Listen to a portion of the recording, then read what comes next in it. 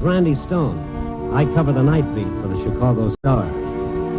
Stories start in many different ways. This one began with locked doors and shuttered windows and ended in a coffin.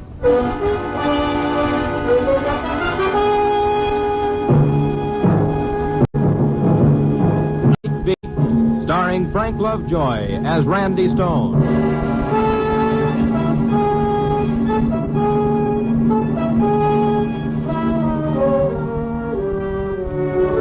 Anyone want a nice, clean job? Here's one that'll take you on a shoe leather tour of Chicago to find a yarn that has to be written before an editor's blood pressure blows a hole in his hat. And that job is mine. Find one man or woman or child with a story to make good reading. 1 out of 3 million. Tonight, the score stood Chicago 3 million, Randy Stone 0. And then I went north on Michigan Avenue and turned west on Cermak Road. It was about 11 when I came to Wentworth Avenue and Chinatown. And all of a sudden I was hungry for some of Chinyuk's fried wonton and almond duck. Don't ask me why. So I turned up Wentworth toward Chinyuk's little restaurant. Then I noticed something. Every door was closed, every window was shuttered, and not a soul walked the pavements. I got to Chinyuk's and it was closed. I knocked on the door. I heard the sound of a car pulling up at the curb. I turned. It was a prowl car. One of the cops got out, walked over to me. His partner stayed in the car, and I got a funny feeling that there was a gun pointed at me. Hey, you. Come away from that door. Sure. That's good enough. Now, face the building. Hey, what is this? Face that way. Get your hands away from your sides. Sure. What's the frisk for? Your suit was bulgy. Well, it's a bad fit. You can't get much for $39.50 these days. Yeah, you're clean. Well, I never carry a gun, officer. What's your name? Look, officer, what is all this? I asked you a question. Can I get my wallet? Yeah. Be careful. Oh, I certainly will. Here, all you need is in there. Yeah? Randy Stone, huh? Yeah, Chicago Star. What are you doing in Chinatown? Well, I got hungry. Huh? I wanted something to eat, preferably Oriental, so I came here. Okay, Stone, but take this advice. Settle for a sandwich, preferably Occidental. What's going on around here? This place is as dead as a morgue. Yeah, that's exactly it. Now, look, Stone, don't stay here. Get out fast as you can and don't come back. What's the reason for that? We don't know. It's like waiting for a bomb to go off. There's not a soul in sight. Every store, every restaurant, every shop is as tight as a drum. I'll give $100 to see one Chinese on the street. Just one. Why'd you frisk me? You get the word that a lot of hoods are moving in. To Chinatown? Yeah. Why? I told you, we don't know a thing. Now, take my advice, Stone, and move out fast. Because once things break loose here, they really break.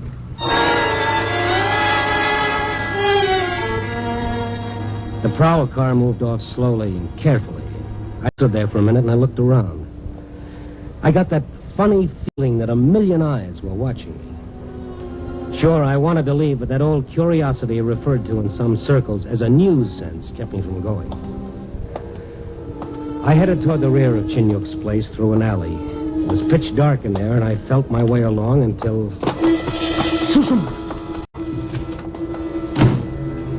I bumped into someone who'd disappeared. I felt the hair on the back of my neck hunting for a spot under my hat. And then I was in front of Chinyuk's back door, and I wanted inside fast. Chinyuk, open up. Chinyuk. Who is it? Randy Stone. That you, Eileen? Please go away, Mr. Stone. Let me, Eileen. I want to see your father. Please go away, please. Listen, Eileen, I want to see... My father is not here. Well, where is he? Where can I find him? I do not know. Then let me wait for him. I must not. Well... Please go away. Let him in, Eileen. Oh, yes, Father. Thank you. Lock the door, Eileen. I am honored, Mr. Stone. Please to come in. Thank you, Chinyuk. I am sorry. I gave orders to my daughter to admit no one. She was obeying me. Well, obedience is a virtue, Chinyuk. In a world of little virtue, yes. I went to the front door first. The place is locked. You're an observing man, Mr. Stone. Sure, all I had to do was try the door. I figured the rest out all by myself. Just so. Look, we've known each other a long time, Chinyuk. 5 years, perhaps. That's right. I value your friendship. Well, thank you. What's going on, Yuk? Well, it goes on. There isn't a soul on the street outside, and everything's locked up. Eiling was scared to death to open the door, and I met a policeman outside. Perhaps the officer can enlighten you. No, he didn't know anything. Knowing when to hold one's tongue is another admirable virtue. In other words, you're as scared as Eiling. Man is always afraid. Now leave Chinatown, Randy Stone. And above all, ask no more questions of anyone. Well, I'm not afraid, Chinyuk. I'm not afraid because I know that no Chinese turns to violence. That is true. No Chinese would harm you. But what about your own countrymen, Randy Stone? Well, what about them? I have said enough. Now go, if you wish to live. Go.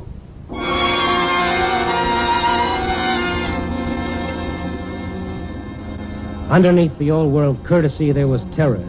Chinyuk wanted to talk, but something stopped him. Chinatown is like that.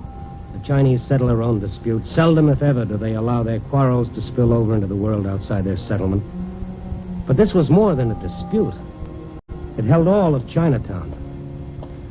I walked out and away knowing I'd learned nothing. And then a block away from Chinyuk's restaurant, I heard... and someone was following. I slipped into a doorway and waited. Eileen! Oh, Mr. Stone, What are you doing out here? I want to talk. All right. Get in this doorway. Now, what's the matter? I can only take a minute.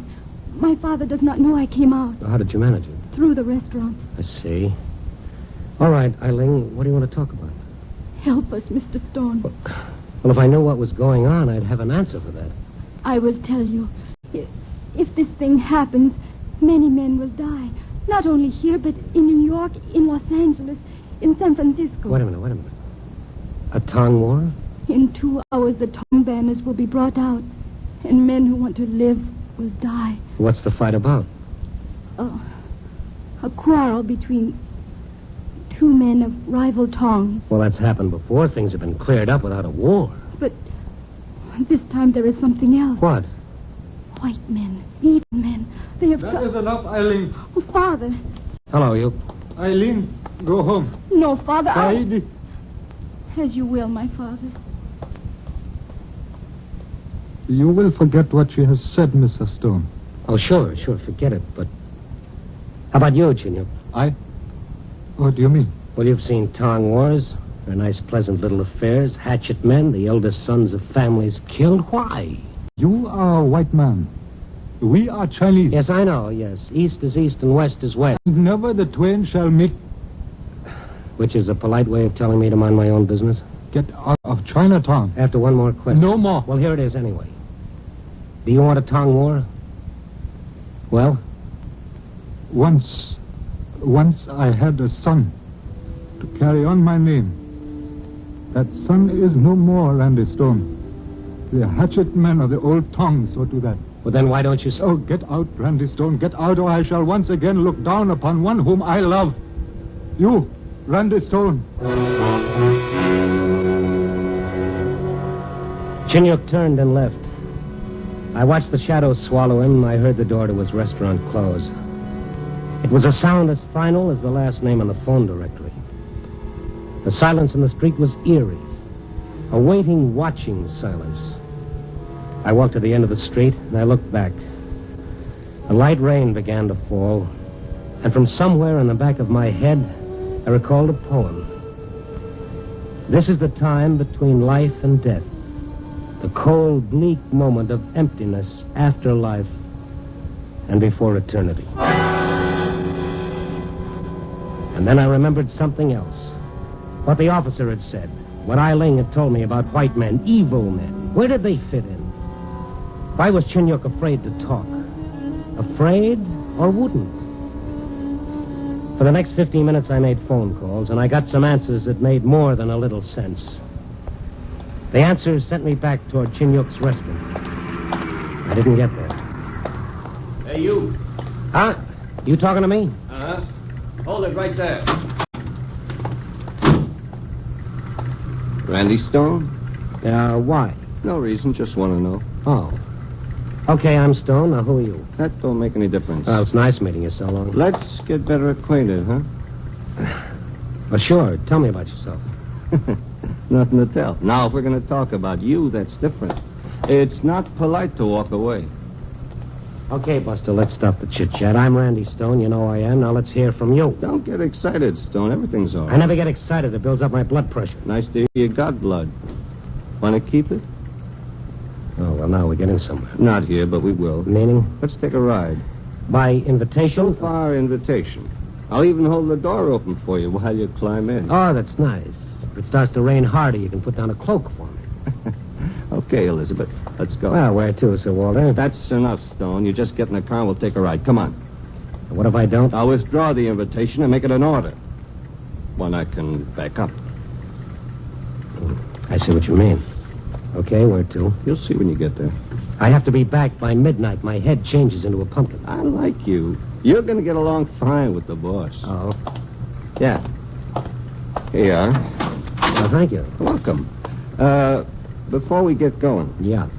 it all depends on you whether you get back by midnight or get back at all.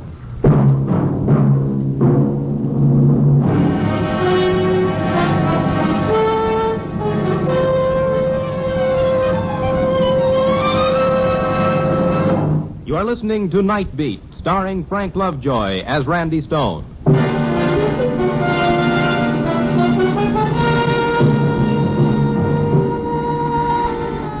Well, as they say, no two ways about it. My questions had stirred up a little interest outside of Chinatown. I was taken to the north side, to a penthouse, and there I met... Hello. I'm Luke Farwell, Stone. I've heard of you. Good. Read your column in the Star. Good stuff. Oh, thank you. I read your stuff in the papers, too. Mine? Yeah, front page items. You believe all you read, Stone? I always have, ever since my first fairy tale. Here, sit down. I'd rather stand. Oh, come on, Stone. We've got to talk. You look uncomfortable standing there. Well, I will admit I've been more comfortable. Certainly. Sit down. Now, drink? No, thank you. Cigar? Have I got one coming? Beg pardon? Well, cigars, you get them when you hit the bullseye or ring the bell. Oh, I see. All right, Stone. Maybe you've come close. Maybe too close, huh? Nobody gets too close. That's so I've heard. You don't seem surprised you were brought here. Well, I asked questions. News got around to you. I expected this, Farwell. I see. How much does the Star pay you? Enough? $5,000 a week? Oh, sure. Sure, but they make the check out for a smaller amount on account of taxes. Good. Well, here's a week's salary, according to me. $5,000. Am I worth that? To forget this story, yes. Do I have a story? You do. You ask questions, put two and two together. Yes, so I did. Want me to tell you what it adds up to? I'm interested. Okay, here it is, Farwell. You got your fingers in a lot of rackets. Now you'd like to move in on the Fantan and the Mahjong games in every Chinatown in the country. And so far they've kept you out, right? Go on. Yes, I will. And now two Chinese of rival tongues have quarreled, and the tongues are ready to fight. It's an affair of honor between them, but to you it's a chance. So you've hired out your hoods and killers, your muscle men, and your dirty talk. That's enough. No, not quite. It's an old story, Farwell. Divide and conquer, play one side against the other, then move in and take over, no matter who gets killed. And who cares about a few Chinamen? Well, maybe I do. Misplaced altruism. Yeah? Well, there's still almost 2 hours before the deadline, before the killing starts. It's not too late to settle that dispute, to show them what they're doing, letting you in for minutes so you can stay there for the rest of their life. Stay out of it, Stone. Maybe not. You think your newspaper connection brings you an immunity another person may not enjoy. I always lived in a dream world. Exactly. Excuse me. You ring for me, Mr. Farwell? Yes, Charlie, I did. Mr. Stone is having a dream. Take him somewhere and wake him up.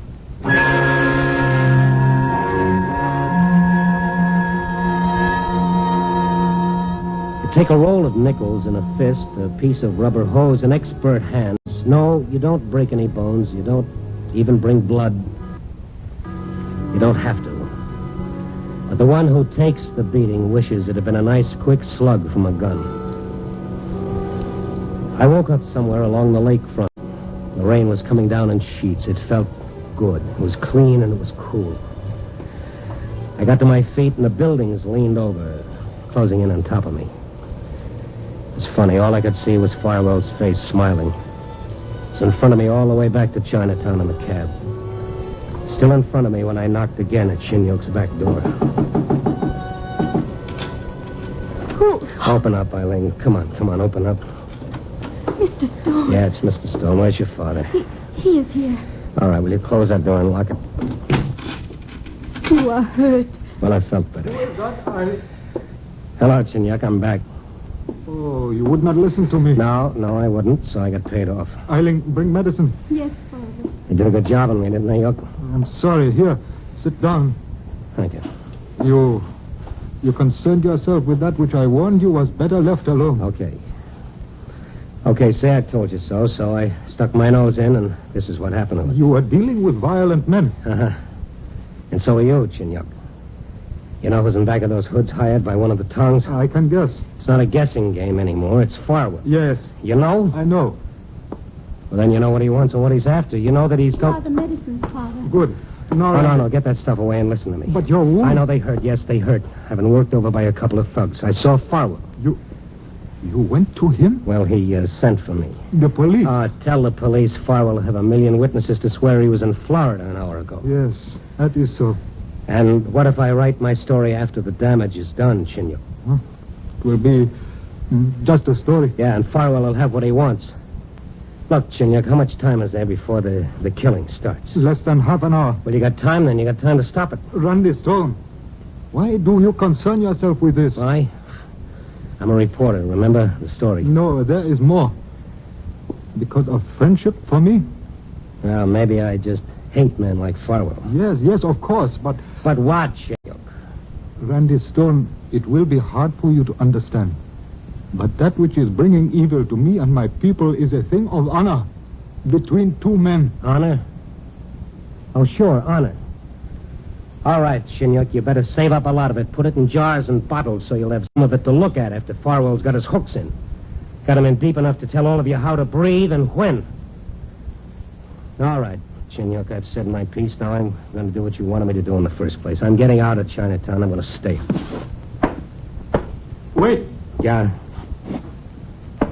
When I was a boy, I was told, and I believe, that we Chinese were inventing paper and the compass when your ancestors were savages. Perhaps that is so. But now I find myself learning something from a white man. That all mankind is one. Well, the lesson is free, Shinyok. Goodbye. I'm not finished. Eileen. Father? Attend Mr. Stone's wounds, see that he is helped, and then bring him to the place of meeting. Father, you are... Obey me. Yes, Father. What are you talking about, Shinyok? Honor is not held cheaply, nor is a debt incurred to be forgotten. No, honor is held dear, so dear that before the night is over, one of two men must die.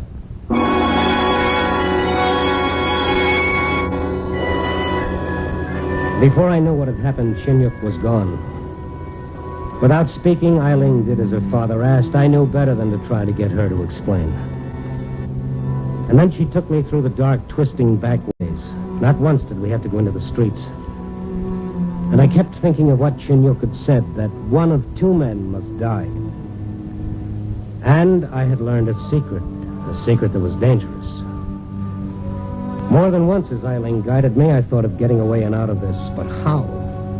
I was lost in the maze of hallways and strange buildings. And then we came to a door, and Eileen knocked.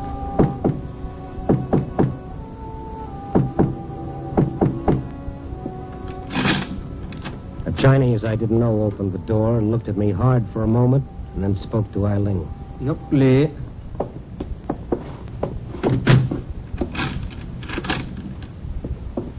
Follow him. What about you? I may not go. Please, follow him. All right.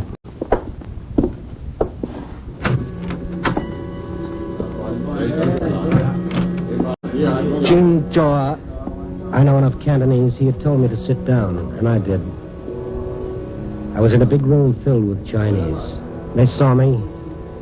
They looked at me in silence. All those eyes studied me curiously, but with a strange, detached curiosity. And then I saw Chin Yuk, dressed in the fashion of old China. He walked to me. Randy Stone, you will hear first a story. Then you will speak. Chin Yuk. Listen. Hang on. We will speak in a foreign tongue so that my friend will understand. Randy Stone, a long time ago, two men tied their fortunes together in business. One was Ali. You see him there. The other was Chin Yuk. You? Ali and Chin Yuk were of rival tongues. Yet the strange ways of business forced them together. Ali and Chin Yuk had put aside so much money so that each could be buried in China. But now, because of misfortune, there is only enough for one to return to China to be buried among his ancestors. Then that's what the quarrel is about? Bitterness came upon these two men. They spoke words of hatred until... Until they're willing to fight about it and bring on a Tong War? Honor will not be satisfied unless the tongue that wins is that of Ali or Chin Yuk. I've told you, Chin Yuk, neither Tong will win. The only winner will be Farwell. He'll control you through this. First the Fantan and the Mahjong, and then the restaurants. Everything every Chinese does will be dictated by Farwell. I've seen it happen in other places. Why not here? Yes, but there is a debt we Chinese owe you, Randy Stone. You don't owe me anything. You could have given your life. He wouldn't have killed me. That you did not know. Ali, will you honor us by coming forward?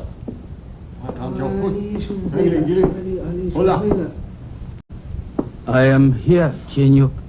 Ali, look at this white man who is my friend, who by his actions has become the friend of all of us. There is a debt. What say you, Ali? There is a debt, Chin Yuk. And what of the payment of the debt, Ali? What say you, Chin Yuk? I am willing to let fate decide our quarrel. So say I. Has everyone heard this, men of the snake and the hawk? It is decided. Bring cakes and wine.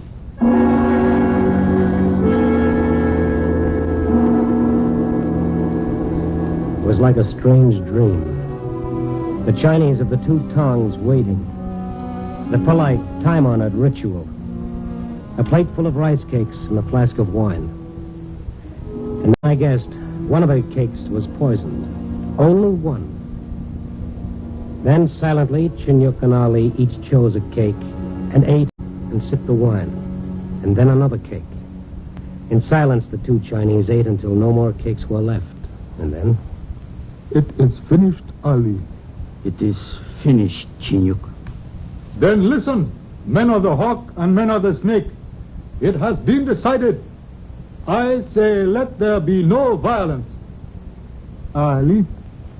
Let there be no violence. Chin Yuk. Yes, my friend. Will this hold? Will everyone go through it? We have pledged our words. There is no more to be said. Ali? Yes, Chin Yuk. In a few moments, one of us will mount the dragon.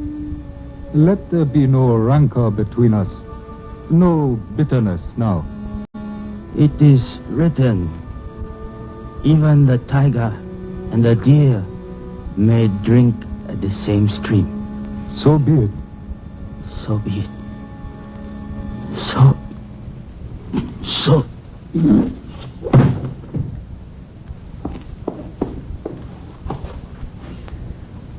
He's dead, Chin Yuk. Yes, Ali is dead. Now go, you men of the hawk and the snake. Go and tell those of evil who have come among us that the thing is finished.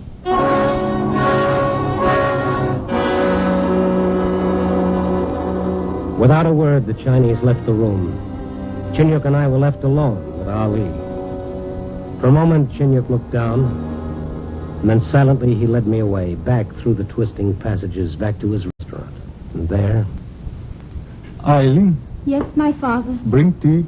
Yes, my father. Randy, What, Chinyuk? the debt is paid. Yes, the debt is paid. Total for the night, some bruises and one dead man. But this is better than many dead men, Randy. Oh, I know it is. But look, Chinyuk, Yes, my friend. What is it? Well, you know how I mean. Lee, well, I'm sorry he had to die, but well, I'm glad it wasn't you. It is strange what men will do to reach heaven. Yes, 1,000 different religions in the world, and each tries for one thing. The same goal. In my religion, it is easier for a man to attain heaven if he rests among his ancestors. And you, well, Ali is dead and you're left. Well, there's nothing funny. No, nothing. Except that you still do not understand. You see, even now Ali's body is on its way to China. Ali won. I lost.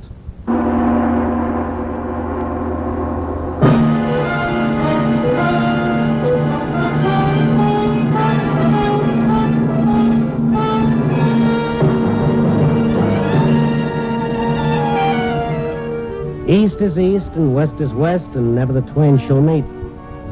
But they met tonight in a strange way.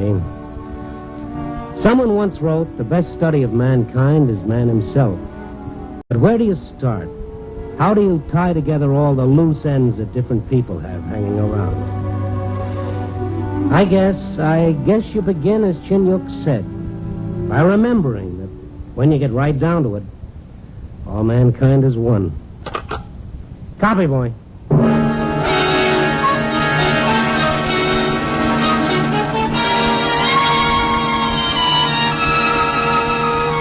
Night Beat, a new dramatic series, stars Frank Lovejoy as Randy Stone. Tonight's script was written by Russell Hughes. Night Beat is edited by Larry Marcus and directed by Warren Lewis. Music is by Frank Worth. The part of Chinyuk was played by Ben Wright. Others in tonight's cast were Jack Crucian, Paul DeBuff, Barbara Jean Wong, and Tom Holland. Frank Lovejoy will next be seen in Milton Sperling's production Rock Bottom, released by Warner Brothers. Listen next week at this same time and every week as Randy Stone searches through the city for the strange stories waiting for him in the darkness. The stories that come out of the shadows to find their way into Night Beat.